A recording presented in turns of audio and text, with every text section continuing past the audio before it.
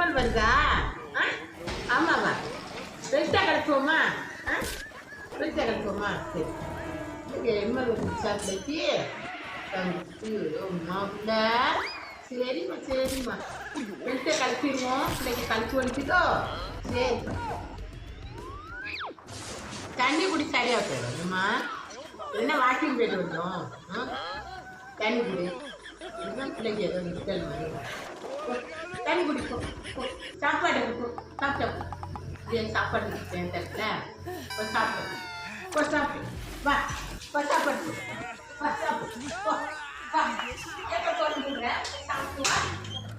கீழே கிடக்குற சாப்பிட்டு பாத்திரத்தை சாப்பிட்டு சாப்பிட்டு சாப்பிட்டு தண்ணி குடிமா சரியா போயிடும். என்ன சரி.